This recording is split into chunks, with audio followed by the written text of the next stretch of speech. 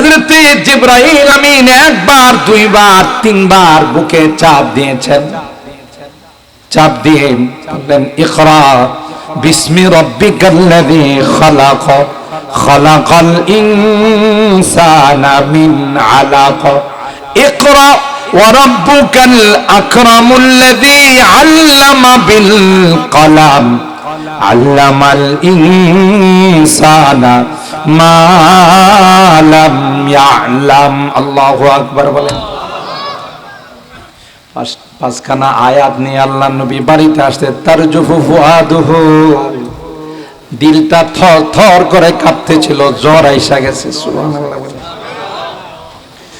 ওই নির্জন এলাকায় পাহাড়ের চূড়ার উপর হেরা গুহায় কাকে দেখলাম, জীবনে কোনোদিন তার সঙ্গে দেখা হয় নাই। কে গো তিনি এত জোরে চাপ দিলেন? কিন্তু এই বিষয়টা কার সঙ্গে শেয়ার করবে?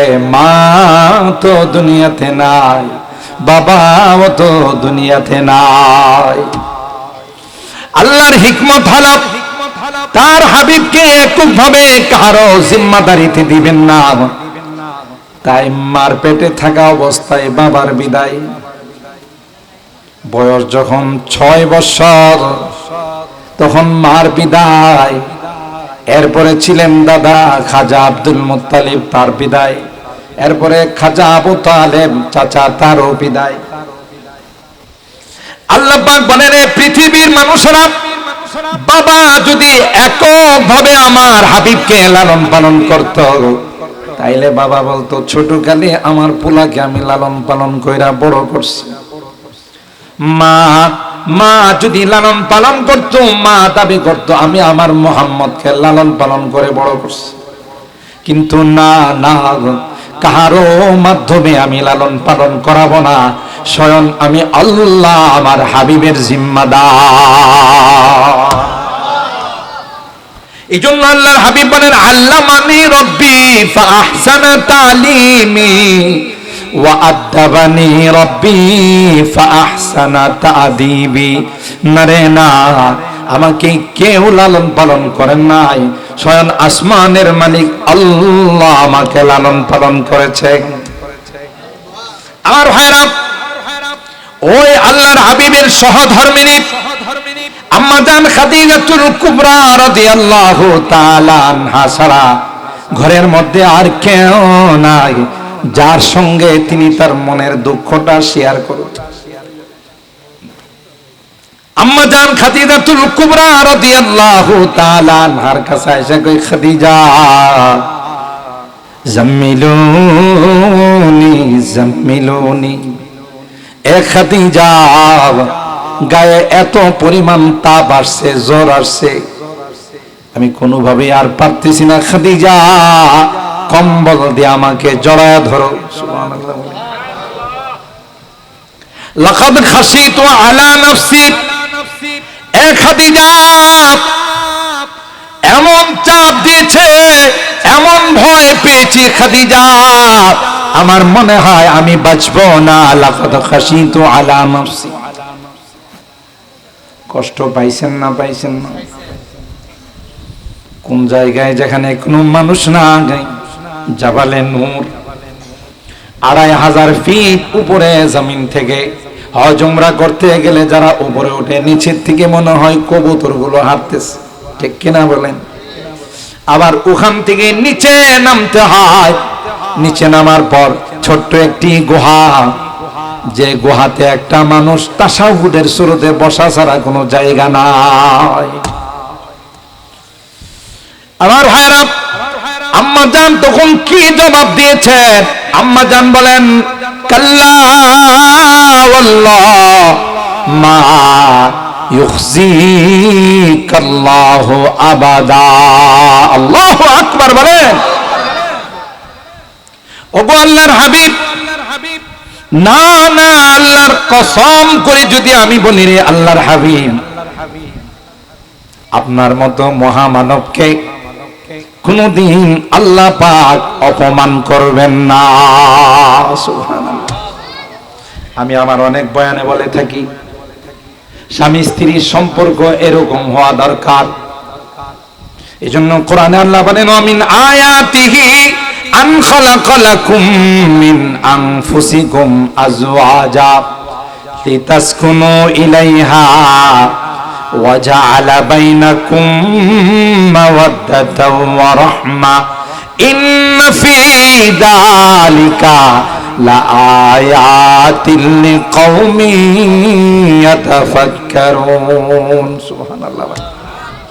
আল্লাহ বলেন আমার কুদরতি নিদর্শনের অন্যতম নিদর্শন তোমাদের স্ত্রীগণকে, তোমাদের পত্নীগণকে আমি আল্লাহ তোমাদের থেকে বানাইছি। সুবহানাল্লাহ বলেন।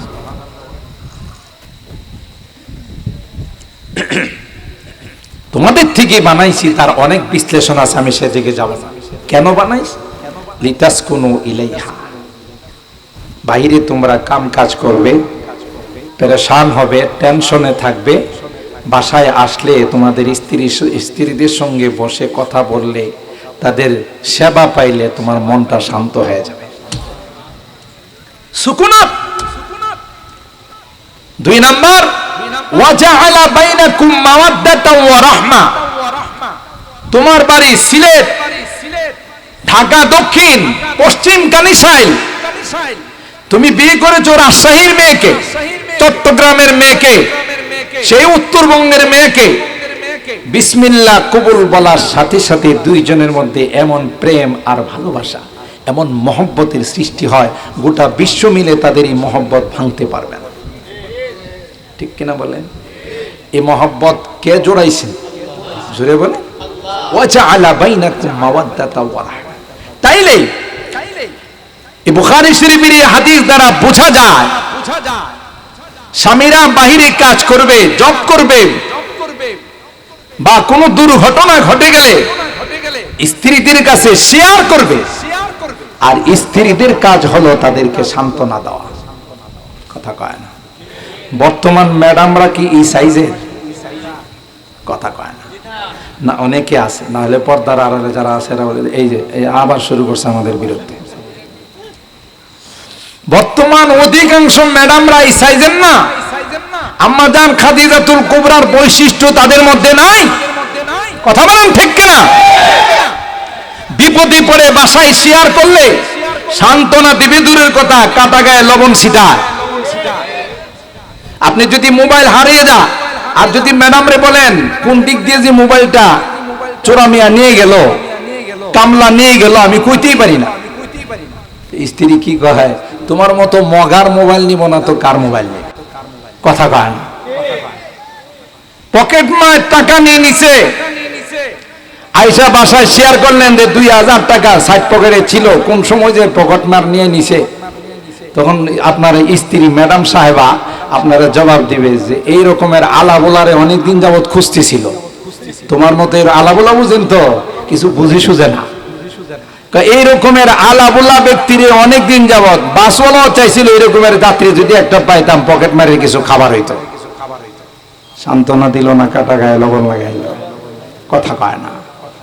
অথচ নেককার স্ত্রী যারা হবে, দিনদার স্ত্রী যারা হবে, স্বামীর বিপদের সময় বলবে নো টেনশন, কিসের কি, আপনার একটা মোবাইল নিয়ে গেছে, 2000 টাকা নিয়ে গেছে, আপনার গায়ে যে কোনো আঘাত লাগে নাই, এটা আল্লাহর কাছে শুকরিয়া আদায় করে। কথা কয় না। জোরে বলেন ঠিক কিনা? 1000 মোবাইল আসবে, 1000 টাকা আসবে, কিন্তু আপনার কিছু হলে সেটা আসতো। এটা ছিল সান্ত্বনার বাণী। দেখেন আম্মা জান আল্লাহর হাবিবের কিভাবে সান্ত্বনা দিচ্ছে। কাল্লা ওয়াল্লাহি লা ইউখজিকাল্লাহু আবাদা। ওগো পয়গম্বর, না না, টেনশনের কোনো কারণ নাই। আমার মনে বলে আমি আল্লাহর কসম করে বলতে পারি, আপনার সান্নিধ্যে এসে আপনার যে আখলাক আর চরিত্র দেখেছি, আপনার মহান আখলাক দেখেছি, পয়গম্বর এরকম মহামানবকে আল্লাহ কোনদিন অপমান করবেন না। ইন্নাকা লাতাসিলুর রাহিম ওয়া তাহমিলুল কাল ওয়া তাকসিবুল মাদুম ওয়া তাখরিজ যায়ফ ওয়া তুঈনু আলা নওয়াইবিল হক। আপনি মেহমানদারি করেন, দুর্যোগের সময় মানুষের পাশে দাঁড়ান, আত্মীয়দের সঙ্গে সুসম্পর্ক বজায় রাখেন। ও পয়গম্বর, আপনি বিভিন্ন বিপদে আপদে মানুষকে সাহায্য করেন। আর এই গুণ যাদের মধ্যে থাকে এরা কোনোদিন এদেরকে আল্লাহ অপমান করেন না। ঠিক কিনা বলেন? আমার ভাইরা, আমাদের মুখে অনেক আগের থেকে স্লোগান সোনার বাংলাদেশ চাই, কথা বলেন ঠিক কিনা? সোনার বাংলাদেশ, সোনার বাংলাদেশ আমরা গড়তে চাই, কিন্তু সোনার বাংলাদেশের জন্য সোনার মানুষ লাগবে, কথা পায় না। মানুষ যদি রূপার হয়, লোহার হয়, এদিক দিয়ে কি সোনার বাংলা পাইবেন আপনি? মানুষ সব দুর্নীতিবাজ, সব ডাকাত, সন্ত্রাস, জালেম, কথা বলেন ঠিক কিনা? চতুর্দিকে সবার উপর জুলুম করে বেড়ায়। এদেশের হাজার হাজার কোটি টাকা বিদেশে পাচার করে সুইস ব্যাংকে জমা করে, এটি কোনোদিন সোনার বাংলার মানুষ হতে পারে না, কথা বলেন ঠিক কিনা?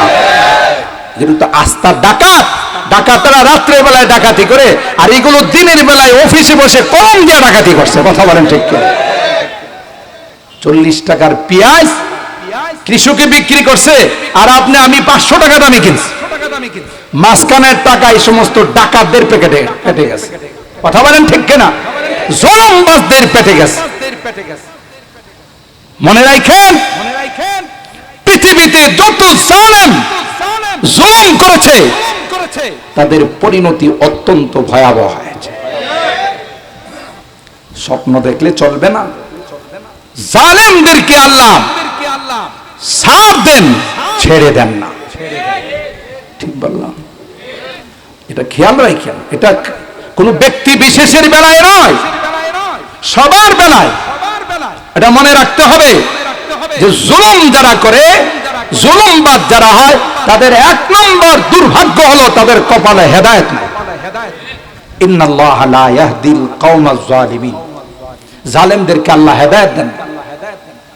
আর কঠিন শাস্তি, ওয়াকাযালিকা আখযু রাব্বিকা ইযা আখাযাল কুরা ওয়া হিয়া যালিমা ইন্না আখযাহু আলীমুন শাদীদ। আল্লাহ কয়, আমি যখন ধরে ফেলবো 45 মিনিট সময়ও দিব না, কথা কয় না? কি দিব না? 45 মিনিট সময় দিব না। আপনি অতীতের ইতিহাস তালাশ করে দেখেন, আবু জাহেলের মতো এত বড় বিশ্ব সন্ত্রাস, 2টা পিচ্চি গলার মধ্যে তলোয়ার চালাইছে। সুবহানাল্লাহ কইবেন না? কে করাইছেন? নমরুদের মতো ইন্টারন্যাশনাল হারামজাদা, কথা কয় না? এটা কি লোকাল হারামজাদা ছিল না ইন্টারন্যাশনাল হারামজাদা? এই ইন্টারন্যাশনাল হারামজাদারে আল্লাহ মশা দিয়ে সাইজ করছে, তাও জুতা দিয়া, কথা কোন ঠিক কিনা? এগুলো ভুলে গেলে হবে না। আমাদের সমাজের রাজনীতিক যারা করে, রাজনৈতিক নেতৃবৃন্দ, পায়ে ধরে বলে রাগ করবেন না, এই রাজনৈতিক নেতৃবৃন্দের একটা স্লোগান বড় গলত স্লোগান। যখনই কোনো সমাবেশে যায়, সেমিনারে যায়, গিয়ে বলে সর্বময় ক্ষমতার মালিক জনগণ, এটা কুফরি স্লোগান। ঠিক বললাম? সর্বময় ক্ষমতার মালিককে জোরে বলে আল্লাহ দেখাই দেন, আমি যে সর্বময় ক্ষমতার মালিক। কত ইজ্জু মান তাশা কত যিল্লু মান তাশা বিয়াদিকাল খাইর। কাউকে ইজ্জত দিই, কাউকে ক্ষমতায় বসায়, আবার কাউকে ক্ষমতার থেকে টেনে হেসড়ে অপমান করে নামায়, কথা বলেন ঠিক কিনা? পাওয়ার থাকা অবস্থায় দাম্ভিকতায় থাকা যাইত না। আমরা যারা ওয়াজ করি, আপনারা জানেন না, আমাদের ইনকামের উপরে ট্যাক্স লাগাইতে লিস্টি করছে 1000 আলেমদের, যারা ওয়াজ করে টাকা আনে তাদের ইনকামের মধ্যে ট্যাক্স লাগাও। আমাদের অলিপুরি সাহেব হুজুর খুব সুন্দর করে বলেন কাল্লাসুরার ঘটনা, কথা কয় না? জানেন না? কাল্লাসুরার ঘটনার মতো গ্রামগঞ্জে যখন চুরি হয়, একজন যখন ডাক দেয় যে চোর চোর, সবাই চতুর্দিকে বের হয়ে যায়, ঠিক না? চতুর্দিকে যখন চোর চোর করে ডাক দিতে থাকে, চোরা মিয়া তো মাঝখানে পড়ে গেছে। চোরা মিয়া চিন্তা করে, আমি যদি এখন চুপচাপ থাকি তাহলে তো ওই কালামানিকের মতো পাইকারি মায়ের পড়বো, কথা বলেন ঠিক না? এটার তো অবদান আপনাদের সিলেটবাসীদের অবদান, বুঝলেন? কোটি কোটি টাকা নেয়া পালাইতে চাইছিল, যে বাহন সারা জিন্দেগি বুকে ধারণ করছে এই বাহন তারে আর ঠাঁই দিল না, কথা কয়, শেষ পর্যন্ত আর রক্ষা করলো না। তারপরে যারা টাকা পয়সা নেওয়ার নিয়ে আবার নিজের দেশে ফেরত পাঠাইছে, আর এলাকার মানুষ গনিমত পায় এমন পাইকারে মার দিছে যে নিচের অংশ শেষ, কথা কয় না। দাম্ভিকতা তোমার কোথায়? ও বিচারকের আসনে বসে মনে যা ইচ্ছা তাই করেছো, আল্লাহ বলো করো, একদিন কলা পাতাতে শোয়ার জায়গাও পাইবা না। কথা বলেন ঠিক কিনা? কে দেখাইছেন? সুবহানাল্লাহ। তো এগুলো বুঝতে হবে, জালেমদের কোনো ঠিকানা নাই। যত বড় পাওয়ারফুল ব্যক্তি হোক, জালেম পাকড়াও এমন ভাবে হবে কিছুই নিয়ে যাওয়ার সুযোগ পাবে না, কথা ঠিক না বেটি? বহুত তালিব খুদা মিলতা, শিকস্তা দিল नहीं मिलता, शिकस्ता दिल जैसे हासिल हकीकत में वही कामिल। কবি ডাক দিয়া বলেন, ভঙ্গ হৃদয় নিয়ে যদি আল্লাহর কাছে কেউ ফরিয়াদ জানায়, ফরিয়াদ জানাইতে দেরি হয়, আল্লাহর আরশে ধাক্কা দিতে দেরি হয় না। जो जलाता है किसी को खुद जलता है जरूर, जो जलाता है किसी को खुद जलता है जरूर, शमा भी जल जाता है परवाना जल जाने के बाद, शमा भी जल जाता है परवाना जल जाने के बाद। और ভাইরা, মোমবাতি যখন জ্বালানো হয় চতুর্দিক দিয়ে পঙ্গপাল গুলো এসে আগুনে পুড়ে মরে না, নিচে সব মরে থাকে, জ্বালাই কে? মোমে জ্বালায়, শেষে কি মোম টিকে থাকতে পারে না, হেও জ্বলে। जो जलाता है किसी को खुद जलता है जरूर, शमा भी जल जाता है परवाना जल जाने के बाद।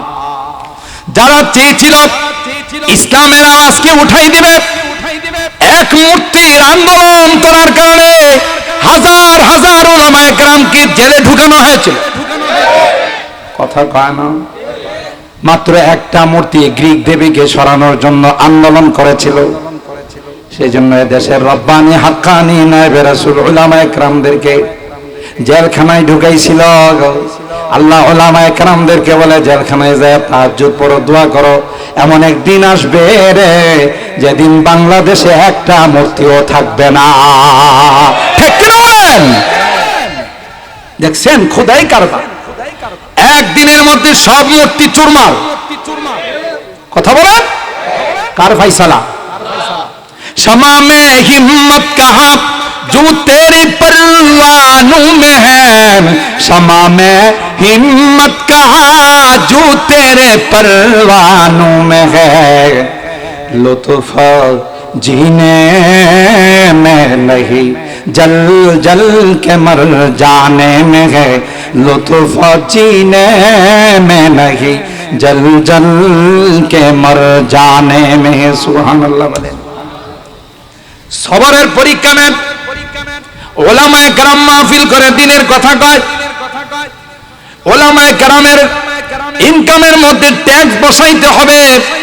আসল কাহিনী ছিল ওই কাল্লা চোরার ঘটনা, কথা বলেন ঠিক কিনা? যখন দেখলো চতুর্দিক দিয়া চোরা চোর চুর চোর বলা শুরু করলো, চোরামিয়ার আওয়াজ তাদের চেয়ে আরো বাড়াই দিল। কারণ যদি আমি কোনো আওয়াজ না করি তাহলে তো আমাকে সবাই ধরে ফেলবে। ঠিক যারা ইনকাম ট্যাক্স বসাইতে চেয়েছিল, আলেম ওলামাদের বিরুদ্ধে বিভিন্ন প্রভাকাণ্ডে অপপ্রচারে লিপ্ত হয়েছিল, তাদের কারণ একটাই ছিল, যে পয়সা দুর্নীতি করছি, যে পয়সা আত্মসাৎ করছি, যে টাকা দেশের বাহিরে নিয়ে জমাইছি, কোনোদিন ধরা পড়লে আমাদের অস্তিত্ব থাকবে না। কথা বলেন ঠিক কিনা?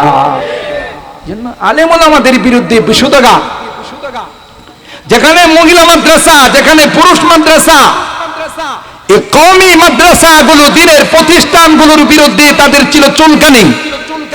কথা কয় না, কি কইছে জানেন? কই বাপরি বাপ, এই মাদ্রাসাগুলো ব্যাঙ্গের ছাতার মতো গজাইতেছে, বলে না এই কথা? আর মাদ্রাসায় যারা পড়ে তাদেরকে সন্ত্রাস, জঙ্গিবাদ, মৌলবাদ, রাজাকার বলে গালি দেওয়া হয়েছে, ঠিক কিনা বলেন? আবার মাঝে মধ্যে বলছে তোমারে প্যারে পাকিস্তান মে চলে যাও, কথা কয় না। আমরা যদি কি তোমারে প্যারে ভারত মে চলে যাও, কথা কয় না। আমাদেরকে যদি তোমরা বলো তোমারে প্যারে পাকিস্তান মে চলে যাও, हम भी कहेंगे तुम्हारे दादा की देश में चले जाओ, কথা বলেন ঠিক কিনা? আল্লাহ কয় এরা যাবে না, এরা এদেশে জন্মাইছে, আলেম উলামা এদেশে জন্ম নিয়েছে, তাদের বিদেশে কোনো সেকেন্ড হোম নাই, সুইস ব্যাংকে তাদের কোনো টাকা নাই। এদেশের যখনই কোনো দুর্যোগ দেখা দেয়, যখনই কোনো মহামারী দেখা দেয়, সবার আগে যারা খেদমতের জন্য, সেবার জন্য নেমে যায় আর হলো হক্কানি রব্বানি উলামায়ে কেরাম। এদেশের মাতৃভূমির বিরুদ্ধে যদি কেউ চোখ রাঙায়া তাকায়, তার চোখ উঠানোর জন্য সর্বপ্রথম যারা অগ্রসর হবে এরা হলো এই হক্কানি রব্বানি উলামায়ে কেরাম, ঠিক কিনা বলেন? তো আল্লাহ তাআলা কয় মাদ্রাসা ব্যাঙ্গের ছাতার মতো গজাইছে, আরো গজাইব, সুবহানাল্লাহ বলেন। যত বেশি ষড়যন্ত্র করবে তত এই সকল মাদ্রাসাগুলো সামনের দিকে অগ্রসর হবে।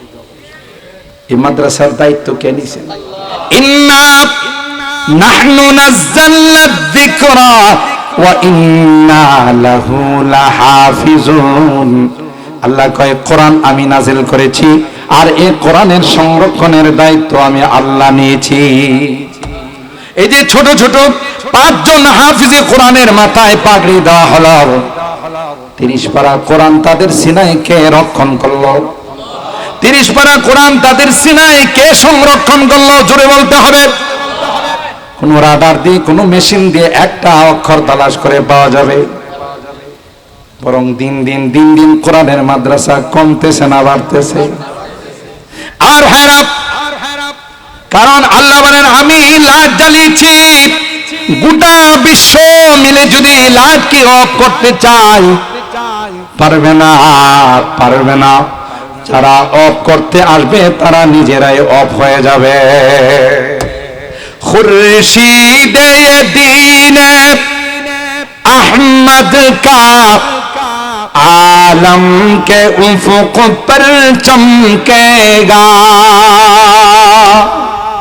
কই যে দিনের এই সূর্য জ্বালাইছেন কে? জোরে বলেন। এটা কি কোনো বাপের বেটার ক্ষমতা আছে অফ করার? গোটা বিশ্বের সমস্ত শক্তি যদি একত্রিত হয় কোরআনের বিরুদ্ধে ষড়যন্ত্র করে, আল্লাহর কসম মুহূর্তে সব শক্তিকে খর্ব করে দিবে, কোরআনের পতাকা পথ করে উঠতে থাকবে, ঠিক কিনা বলেন? খুরশিদে দ্বীন আহমদ কা आलम के उफुक पर चमकेगा, ये नूर हमेशा चमका है, ये नूर हमेशा चमका है, ये नूर बराबर चमकेगा, ये इल्म हुनर का गहवारा तारीख का वो शह पारा है, हर फूल हाय के शोला है, हर सलवा यहाँ मीनारा है। अल्लाहु अकबर। कोह सारे हाथ दबो जाते हैं, तूफान यहाँ रुक जाते हैं। अल्लाहु अकबर। কবি বলতেছেন যদি সিডর সাইক্লোন এখানে আসে, আসার পর এখানে আস্তে করে থেমে যাবে। সুবহানাল্লাহ। পাহাড় এখানে আসলে থেমে যায়, পৃথিবীর কোন শক্তি এখানে মোকাবেলা করার ক্ষমতা রাখে না। যেই লাইটের মালিক আল্লাহ, সেই লাইটকে অফ করার যতই ষড়যন্ত্র হোক, ষড়যন্ত্র নিস্তেনাবুদ হয়ে যাবে, কোরআনের আলো পথ পথ করে জ্বলতে থাকবে। ঠিক কিনা বলেন?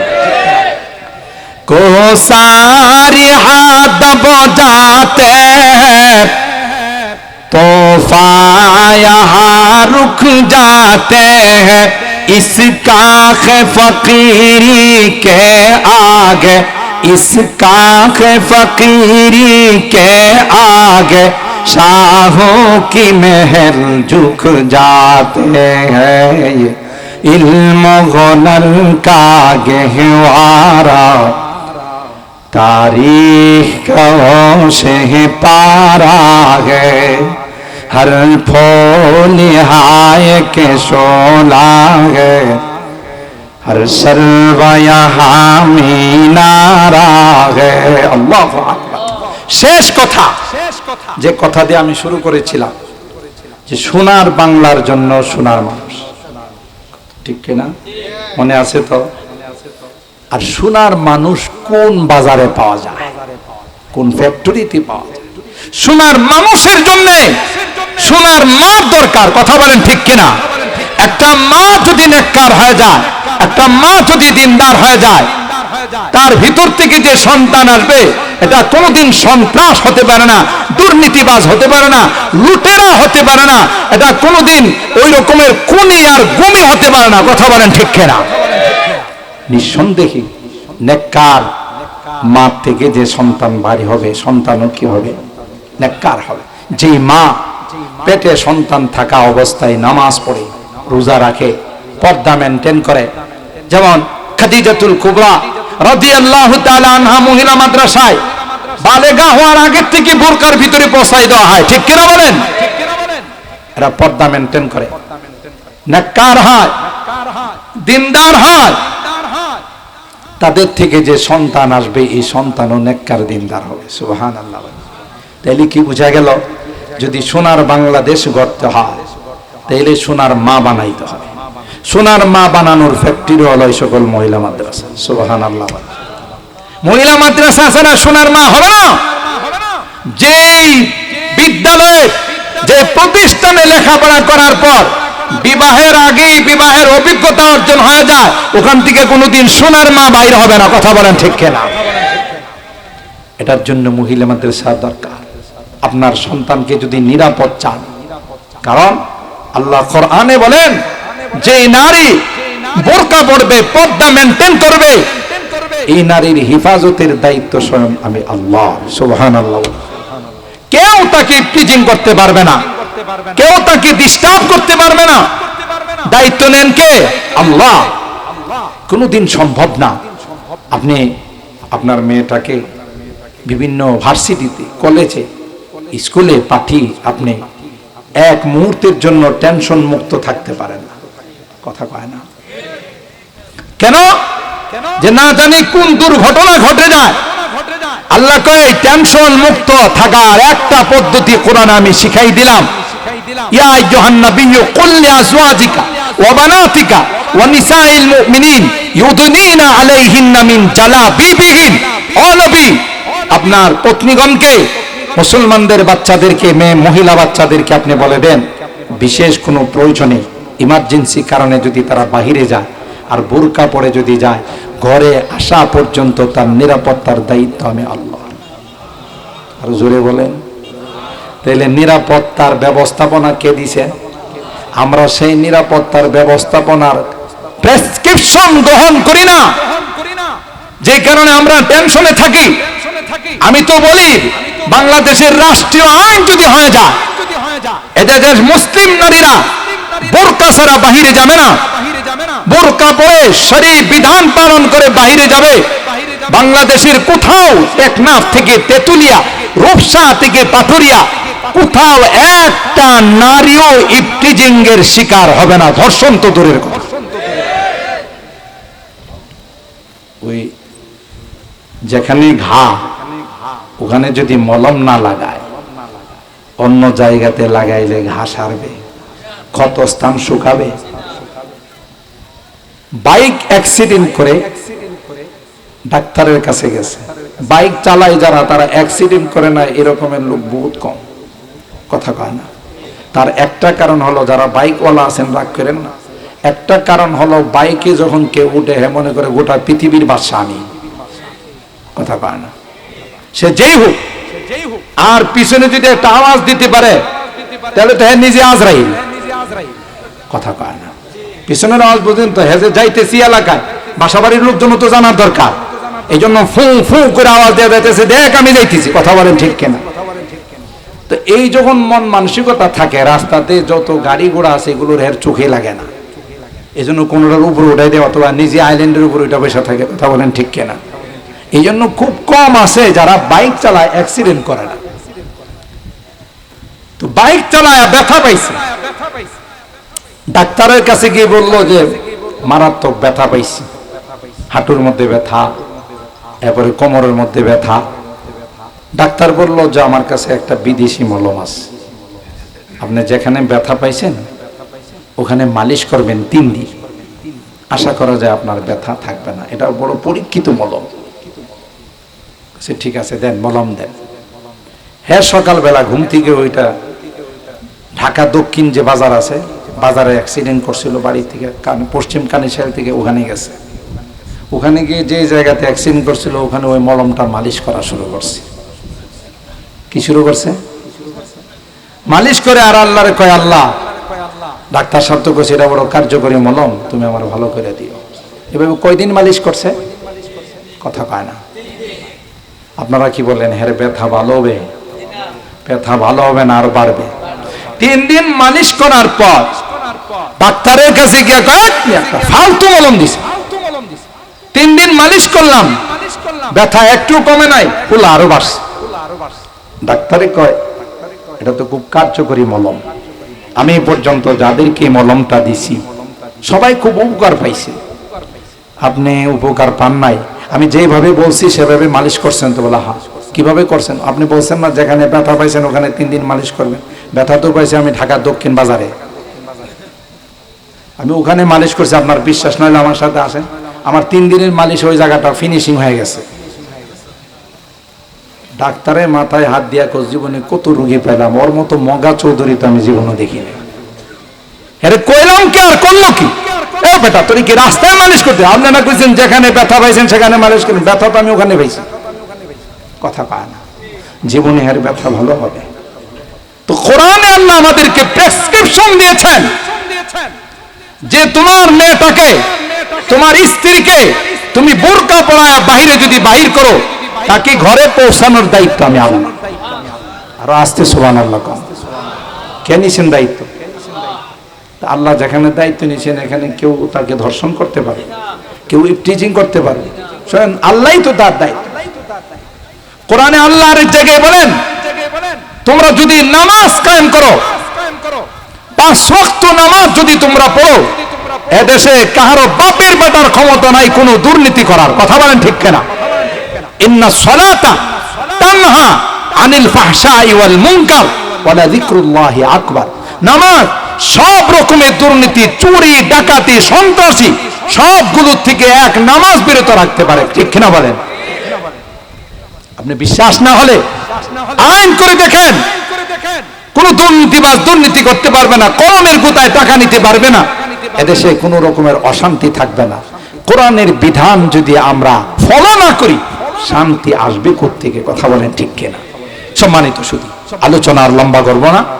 আমি যেই আলোচনা দিয়া শুরু করেছিলাম যে মহিলা মাদ্রাসা এবং হাফেজে কোরআনের যে ফজিলত, আপনারা এই মাদ্রাসাটাকে ভালোবাসেন, মহব্বত করেন, নিজের মেয়ে সন্তানদেরকে আলেমা বানাবেন, ছেলে সন্তানদেরকে হাফেজ আলেম বানাবেন, লাভ হবে, লস হবে না।